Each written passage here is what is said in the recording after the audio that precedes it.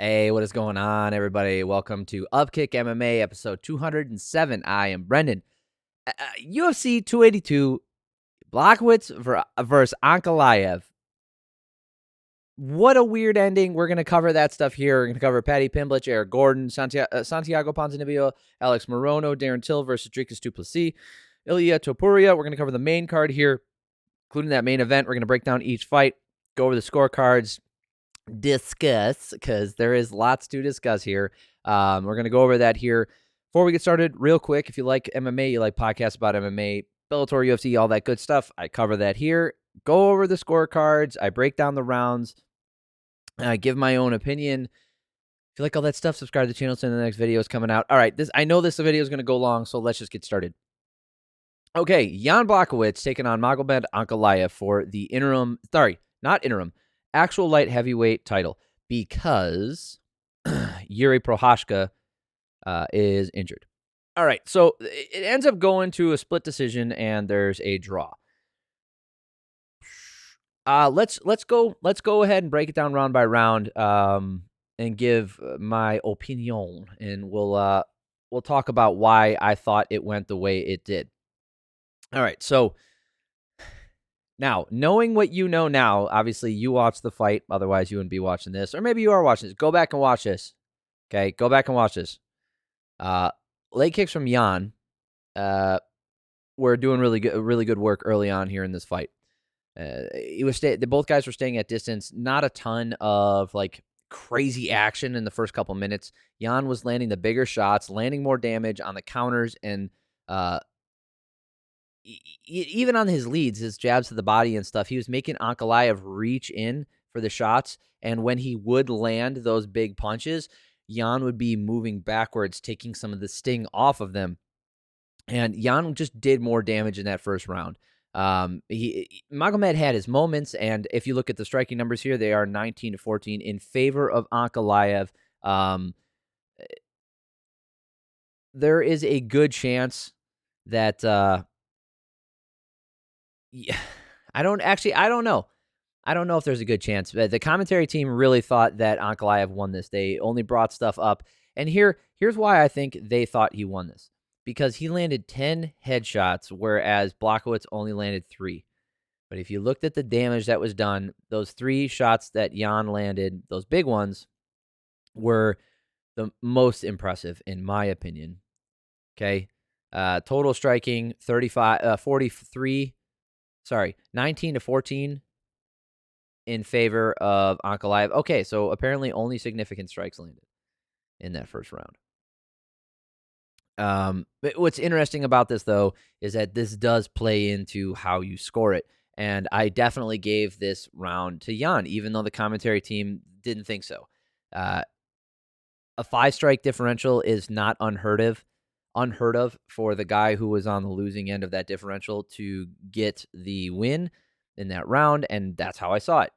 I felt that Jan landed the bigger ones. Now, if you have already gone back and watched this, or you watch this and you say, oh, how could you think that? Watching it live, right? We were discussing this. My friend and I, Hassam and I, were watching this together, and we said, he asked me, like, do you think Ankalaev goes for a takedown because, he's down around?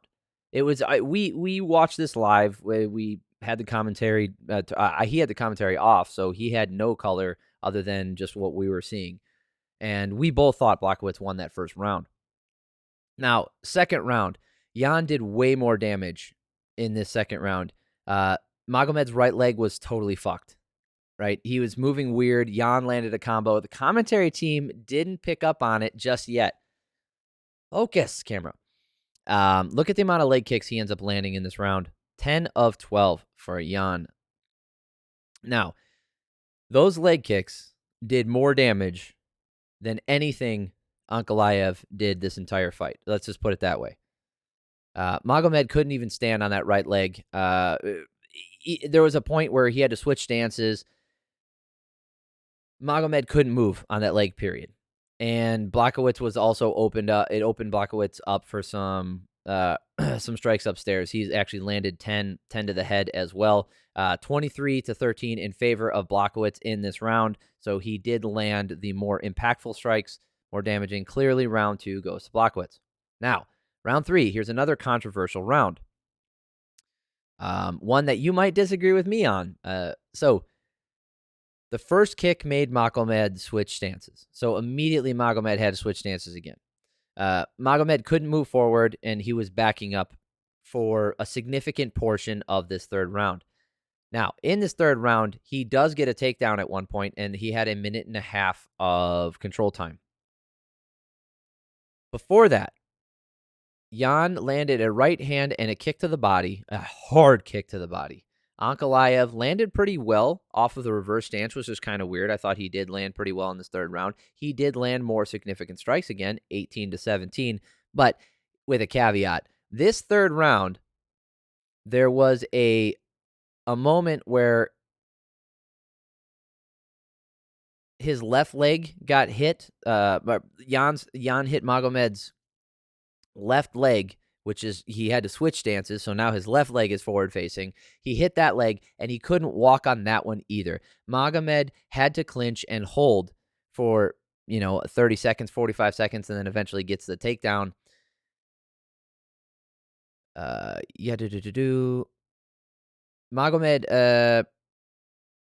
Magomed then landed a low knee to Jan's nuts, so that was pretty cool of him. And then Ankalaev got the takedown and ended the round. It was a good round for him despite not being able to walk. Now, I scored this round for Ankalaev. I felt like he did enough damage on the feet, landing 10 good shots upstairs, 10-5. He did take damage, and he was hobbled around at one point.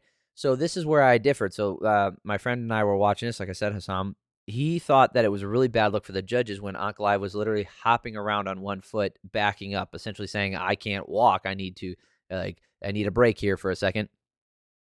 And then Blachowicz even pointed at him like, come on, man, what are we doing here?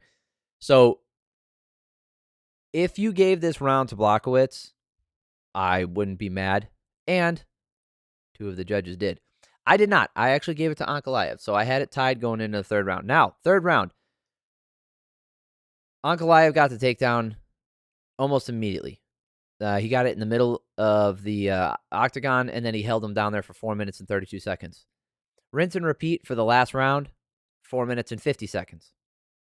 There's some really weird situation in the beginning where Blachowicz was like rolling around, whatever. And anyway, so he easily wins those last 2 rounds. Ankalaev does, right? Now, I didn't think either. I guess that last round could be a 10-8 because Blachowicz literally landed 0 significant strikes. But I didn't think that. I guess maybe that last round was a 10-8. And that is why Saul D'Amato had it 47-47.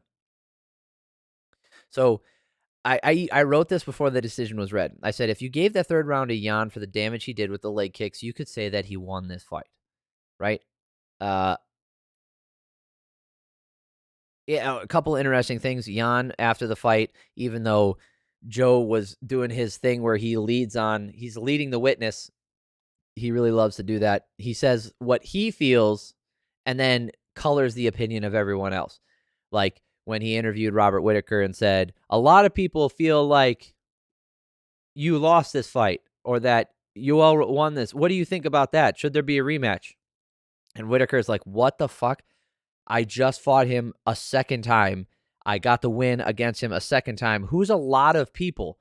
You literally talked to 2 people before you got in here, Joe. Who's a lot of people? Who is the a lot? Did you talk to like Bruce Buffer or Dana White? So what? How many people could you have talked to that weren't in someone else's corner? So 4, 5, 6 people. Then that's pushing it because I bet you didn't talk to 6 people before you walked into the octagon to interview Whittaker. And you're considering that a lot of people felt that you lost this, or a lot of people feel that you won this. Who's a lot? And that's what I mean is like he takes what he is feeling in the moment and then it projects that onto the audience and saying, hey, look, he even said DC and I both felt like Ankalaev had won. So what do you think? Basically saying like, hey, we watched the fight and we felt like you lost. What do you think? Do you think you lost? And And then Blachowicz, being the professional he is, he's like, I don't feel like I won the fight, but he didn't say he lost. He's like, I don't feel like I won, meaning, the guy was just taken down and held down for 11 fucking minutes. He doesn't feel like he won. No shit. But I bet you go into that third round, ask him after that third round, how are you feeling? Do you feel like you're winning the fight? I bet you get a different answer. Huh? Yeah, I bet you your opinion would be colored too if some fucking Russian guy was on top of you for the last 11 minutes of your life that you just had up until this point and was beating on you. You think that would color your opinion? Yeah, no shit. So let's not hold what Jan said against him. Plus, he didn't even say he lost or he thought he lost. He said, I feel like I didn't win. And then he was like, you know what? Just give Ankalaev the belt. In a professional way, I think if it's more of like, hey, if he wants to bitch about not getting the fucking belt, which, here's the thing. I scored it for Ankalaev. I had him winning 3, 4, and 5. Okay? Easily, I had him winning 4 and 5. Absolutely, like everyone else. I did not have him winning round 1, and no judge did either. But that third round, I scored for Ankalaev. I felt like he did enough damage on the feet and got the takedown and landed a little bit when he was in control. So I scored it for you, dude. I scored it for Magomed. I'm not on the other side of this trying to play defense here for Jan. I'm not. I feel like Jan did lose the fight. But you got to be more honest about your statements when you're coming out there. You can't be so definitive to say that you can't, saying it matter-of-factly, I thought you lost. I thought you did enough to win. That colors people's opinions in a negative way because then immediately when he goes back after he interviews both guys, he talks to DC and he says, looking back at it now, that first round was pretty close. Motherfucker, how many people already turned this shit off? Come on. So, anyway.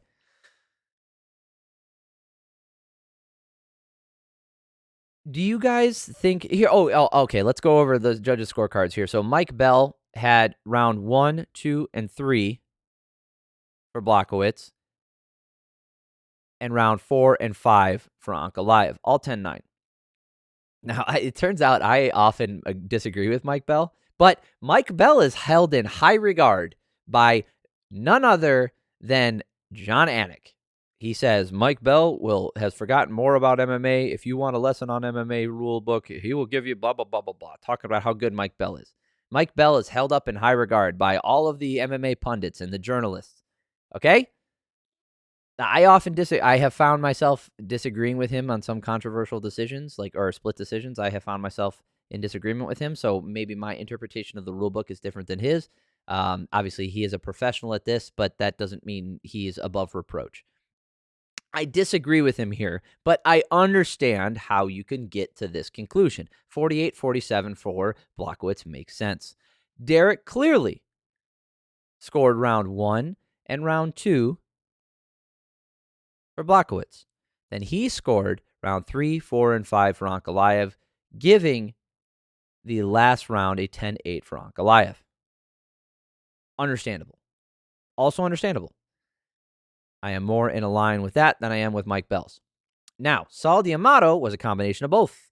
Gave round 1, 2, and 3 for Blachowicz, and round 4 and 5 for Ankalaev, with that fifth round being a 10-8, giving him the 47-47 draw.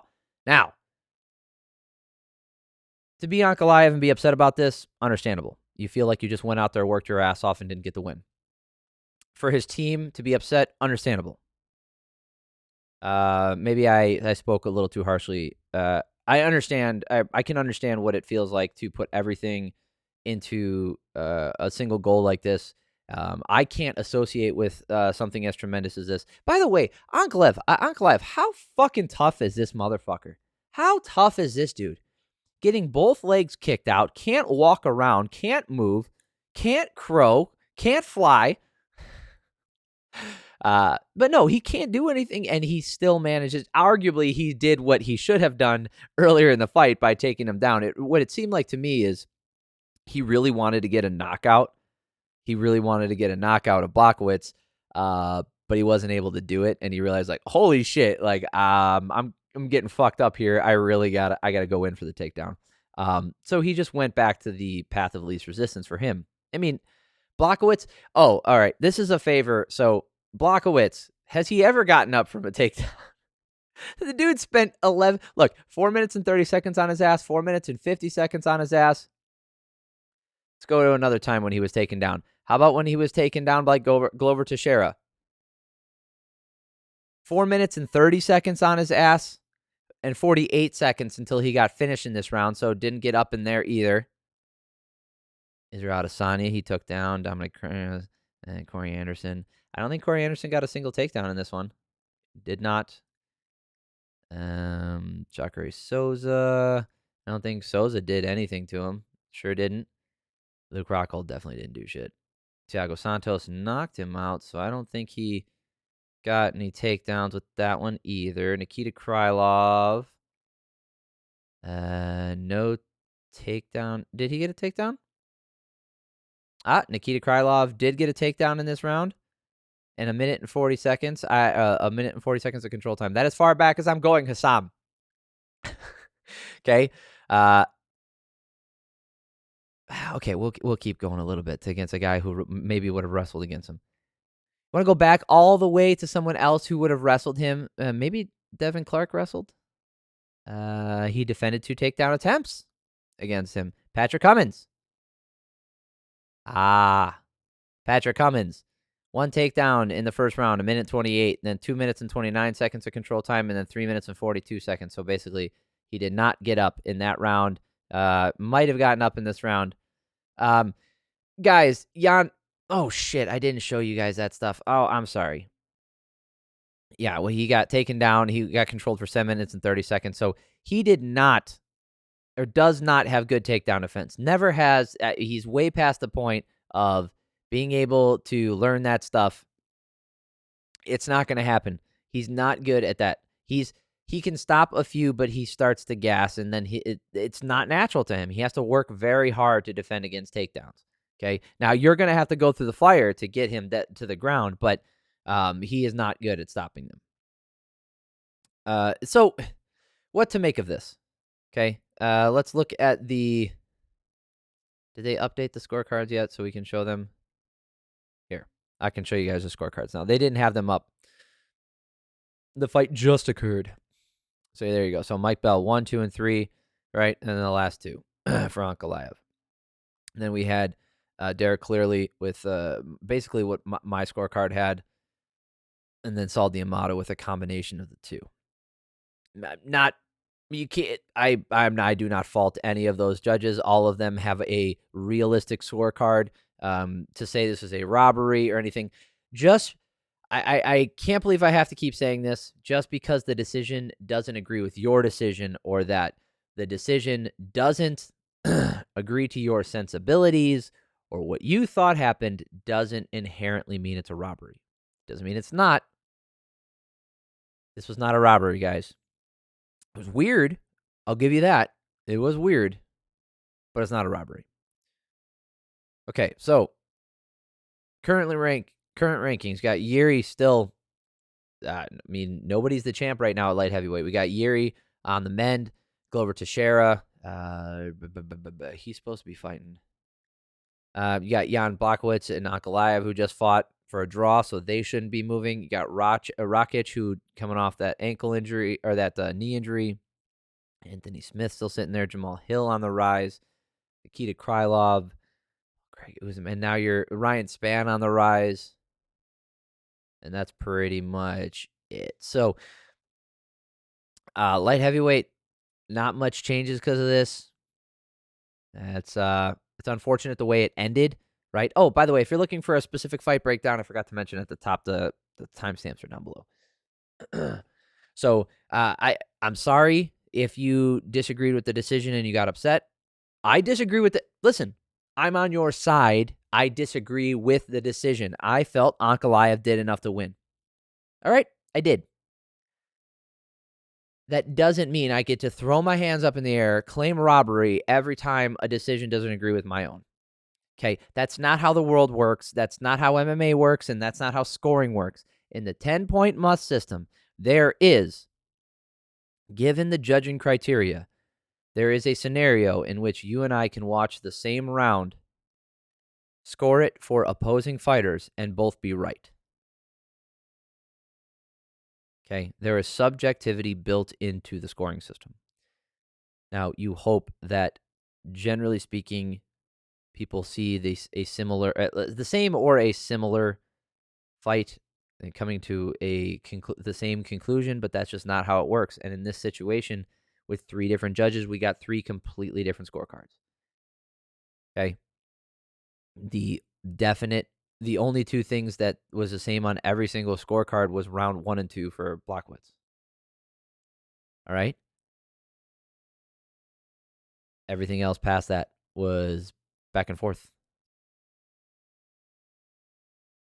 So, this was not a robbery. It was weird. Ankalaev can be upset, and I understand that. I have not reached the heights that he has. Dude is tough as shit. Great fighter. I think he should be the champion right now, but he's not. Okay, so no more. Like, I don't want to hear. I don't want to hear it. Okay, we don't need to go to bat for him. The situation is what it is. He had an opportunity in that last round to finish the fight in the last 30 seconds. He had Blachowicz down that entire round and didn't get the finish. So if he's mad at himself for not putting in what he felt, or maybe he feel like he could have gone just a little bit harder, I understand why you'd be upset with yourself. But and letting it go to the judges' scorecard, that's not an excuse you get to have, because they should be doing their job as well. And I felt like all 3 of them did their job here. It just doesn't come to a satisfying conclusion that everybody agrees with. And now we have commentary who colors it with their opinion, and we end up with this kind of situation. I can't wait to see the shitstorm on social media about how judging, I can't believe this shit. Ankalaev got robbed. Oh, man, Blachowicz says he loses, and they're still not going to give him the belt. Can't believe this stuff. Oh, they're not going to pay him, blah, blah, blah. Can't wait. Can't wait. It's going to be great. Everybody's going to have a real fun time.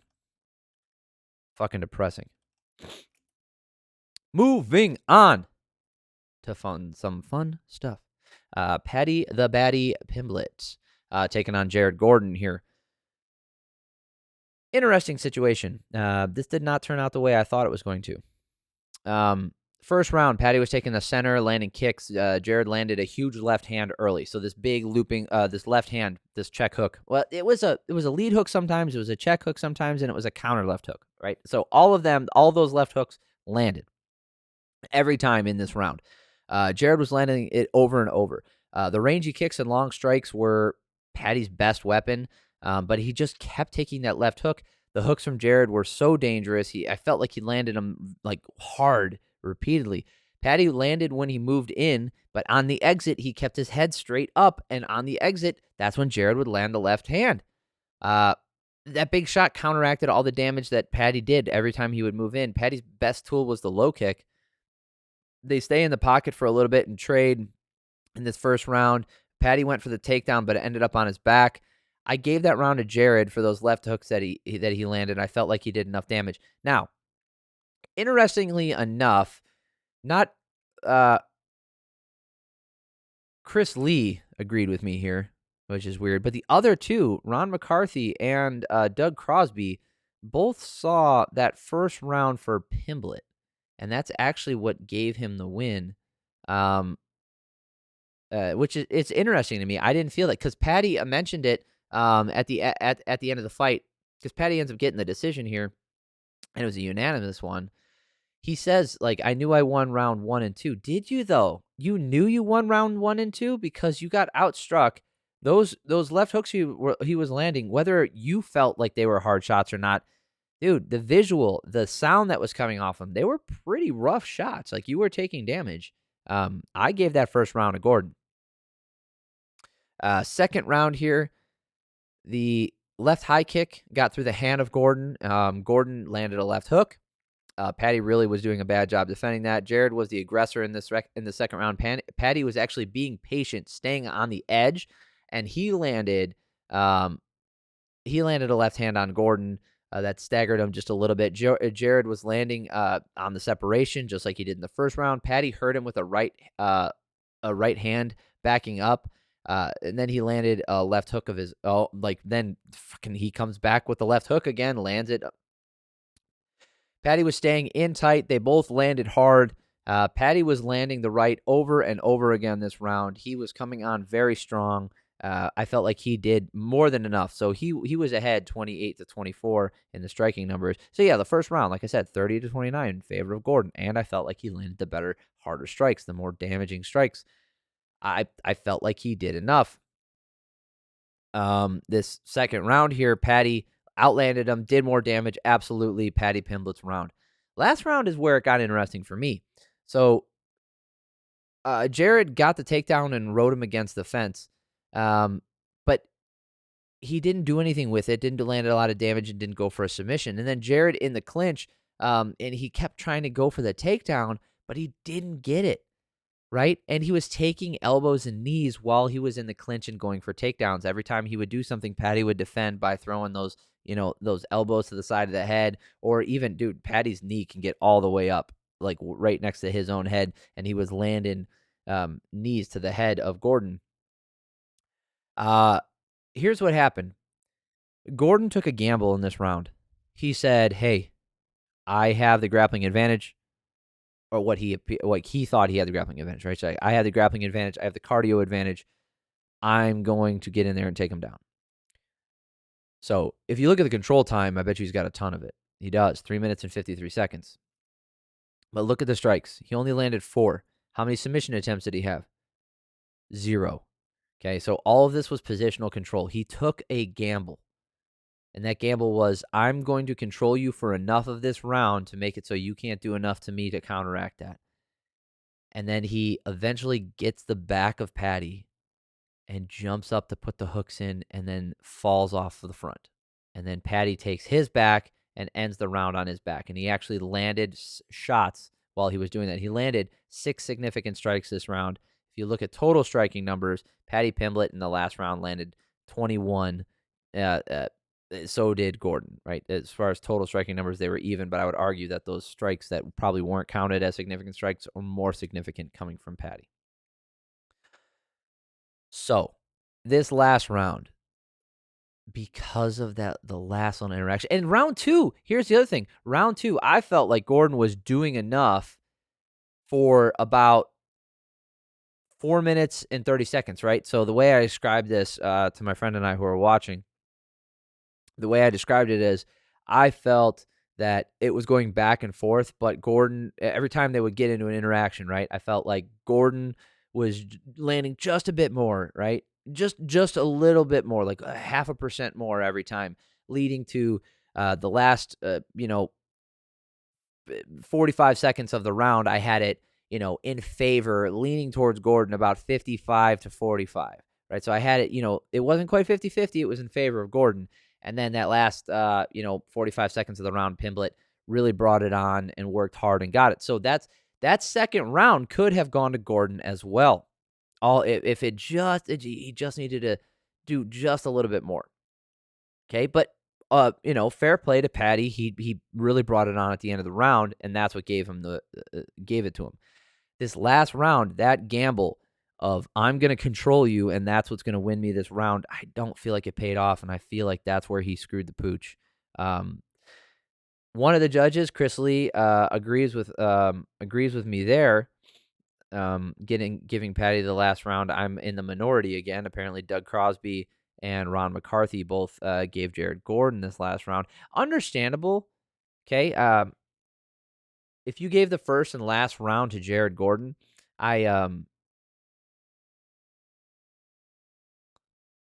oh, wait. No, I have the same scorecard as Chris Lee. What am I saying?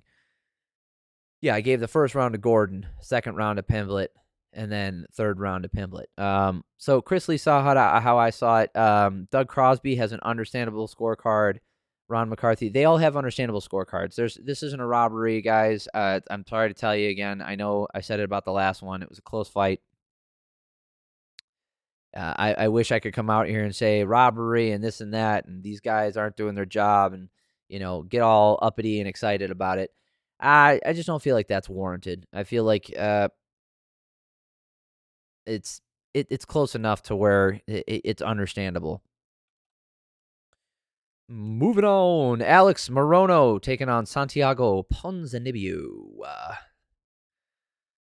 Oh boy, this one's rough. Ponzinibbio ends up getting a finish here in the third round, which is unfortunate because Morono stepped up on 5 days' notice to take place of, I think, Robbie Lawler. Morono was having issues with the distance early.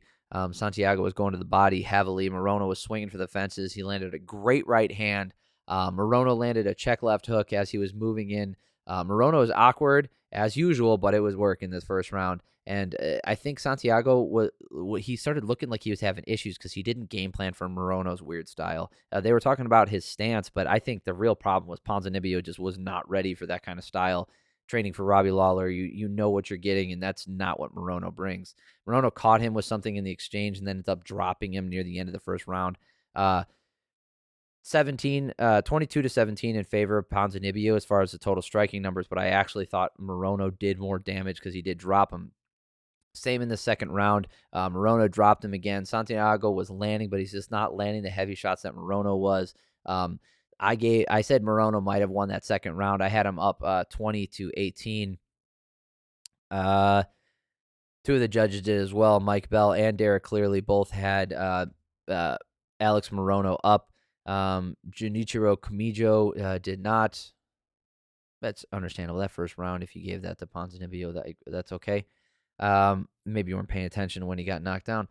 Morono rocked him again with this really with a great right hand to start this third round, but then Santiago landed a right hand, stunned him with another one, and got the finish.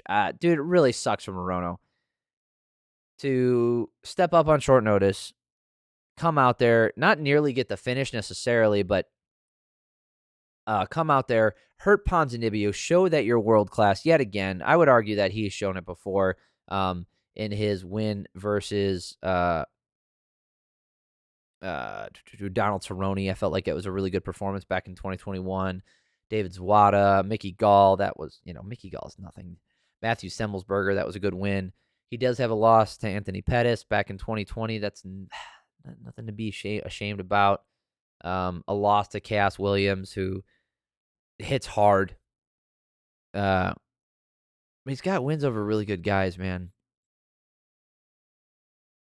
I feel like he is naturally just underrated, both because he doesn't have an impressive physique. He holds on to extra fat that he doesn't need to. He was very overweight, so maybe it's just skin.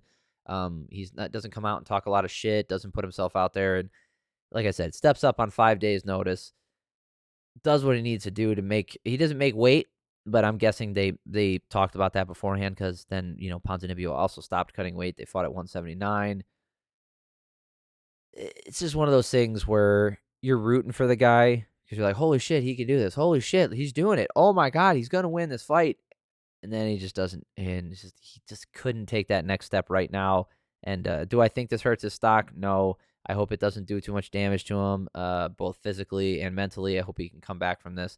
I don't think there was an early stoppage. There was a little bit of protest from him saying that they didn't give him an opportunity to stand back up. He was out of it enough that I'm okay with the stoppage. Can't be too mad at that. All right, let's talk about another one. Darren Till versus Dricus du Plessis. The S is silent. I told you.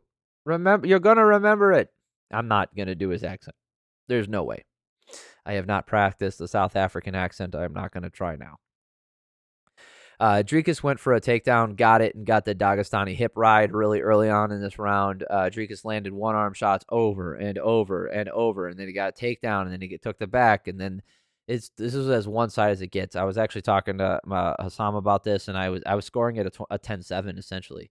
I had this at 10-7 up until about the last 30 seconds of this round, in which Darren Till managed to get out of it, land some damage, get on top, and land some elbows. It wasn't close. Look at the total striking numbers. Dricus landing 60 to Darren Till's 6. Not the most one-sided round I've ever seen, but it was very one-sided. Like I said, if it wasn't for that last 10 seconds, I would have said Dricus was up 10-7, but I still definitely had him up 10-8. Let's, for the love of God, hope that someone gave him a 10-8. Tony Weeks did not. Tony Weeks, are you okay?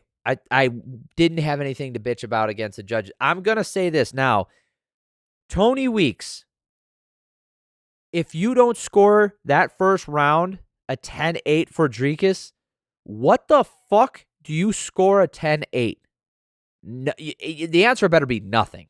You better never give a 10-8. I never want to see a Tony Weeks 10-8 ever, because that's as 10-8 of a 10-8 that you can get. Saul D'Amato doing a good job here, bud. All right, you had a screw up a couple weeks ago again, but hey, Saul D'Amato doing the damn thing. I mean, I felt like he made good decisions this night so far. So, like on the main card that we've gone through, Ron McCarthy, 10-8, good decision here. Saul D'Amato, good job. Tony Weeks, go fuck yourself. There you go. There, see? We can be mad at the judges together, because that's horrible. That's dog shit. 10-9, he landed 60 strikes. 60 strikes and had 4 minutes of control time. Darren Till landed 6. And you're not going to give him a 10-8? Fuck you. And we all know Tony Weeks is not known for good decisions either. Okay? Saul D'Amato gets shit, rightfully so. We don't excuse bad decisions. And people are allowed to make mistakes once in a while. But Saul D'Amato, I've been impressed with his decision making of late.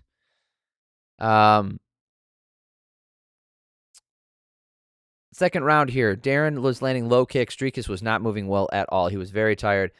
Till with the left straight, landing hard, and he landed this really great knee. Dricus was panic wrestling at this point. Left elbow from Till, then a left hand.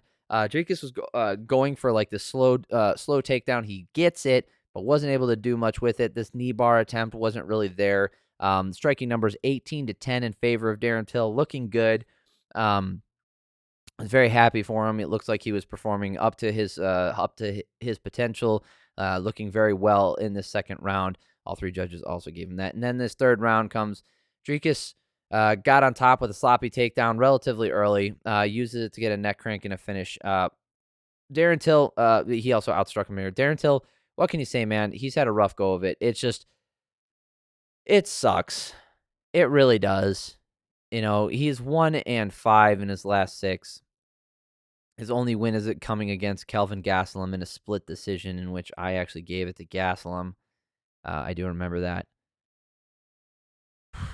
And it's not that he's not fighting scrubs, so let's put that out there, okay? The Jorge Masvidal one, that was kind of a shocker to me. That's kind of what put Jorge Masvidal back on the map in a let's not talk about it. You know, the quick rise, the arguable win against Stephen Thompson. Here's the thing. I was never a fan of Darren Till. I have become more of a fan, I guess, but I'm not I've never the biggest fan of Darren Till, because if you look at who he lost to Nicholas Dalby, beats Jason Ayari, Bojan Velikovich, right? If you're like who, I think Nicholas Dalby fights in Bellator now. No, he doesn't. No, he's still in the UFC, I think. Yeah. He's a traditional martial artist. So he beats Donald Cerrone, who at 170, right? And Donald Cerrone's a small 170, and Darren Till was cutting down to 170, and like he was fucking gigantic. It's a bad matchup for Cerrone. He gets the split decision win against Stephen Thompson, which I don't think he did. So let's say that, right? Not really a win. Loses. He gets a title shot somehow off of that shit when that should have been Stephen Thompson's first title shot. Loses to Tyron Woodley. Gets smoked. Gets knocked out by Jorge Masvidal after almost knocking him out in the first round. Gets a split decision, which I felt like he lost to Kelvin Gastelum. Loses to Whitaker, Brunson, and du Plessis. So if you take those into his split decisions, which, you know, you could flip to the other side. 1, 2, 3, 4, 5, 6, 7. 7 fights in a row that he either lost or most people think that he lost, right? Questionable that he won. I don't think he's going to be in the UFC. He was taking his gloves off. Maybe he retired, or maybe he's going to retire. But you know, I guess I was kind of rooting for him because it looks like he is getting his shit together and he's working. He's worked through his mental issues and he's really rededicated himself. It's one of those things where you always love a redemption story. Somebody who was down and out, somebody who's run into problems, conquered their demons, whatever it might be. And when you see it, you're like, because maybe you don't. I just find that I can associate with that stuff. I know a lot of people can, right? We've all made mistakes. We've all done really stupid shit. We've all, a lot of people I know, including myself, have been down and out, both through our own choices or otherwise. And you love to see when someone else can get out of it because if you're in it right now, like you see that and you're inspired. You're like, if he can do it and he can get out of it, I can too. And if you have been out of it, like if you're out of it now and you're on the other side of it, you know what it feels like to be in it. And you see somebody else who's still in it and they work and they find themselves they're on the other side of it now. And you're like, fuck yeah, man. Like, that's awesome. Let's do it. Like move forward with your life and let's get it going. And it's more for that than it is for the fact that he's fighting in the UFC and doing all those other things. It's more of a, I really hope he's good in life and that his life really gets put together. I hope that he, that he has really put those demons aside and gotten past that stuff. So, that's why I was rooting for him though, because a win helps all that shit. More money, right? You make the rest of your paycheck that you should be getting anyway. You get to end on you get to be on a high note and all that other stuff and enjoy like the jubilation of victory. Did I just sound like a giant douchebag? Jubilation of victory. Who the fuck am I? Let's move on, shall we? To the first fight on the main card here. Bryce Mitchell versus Ilia Topuria. I was really excited for this one. I thought it was a good matchup. I was wrong. Yeah, sure was. First round. Did anybody give that to no, didn't think so. Good. Ilia he landed these hard low kicks early and knocked Bryce off balance. Bryce finally in on a takedown attempt. He just couldn't get it. Finally getting on top with 60 seconds left. Ilia did way more damage that round. So I didn't think he outstruck him, or I didn't think Bryce Mitchell outstruck him, but apparently he did. 21-17. Damage was all one way though. Ilia definitely did more damage. Do you remember when I said so? That's 4 strikes, right?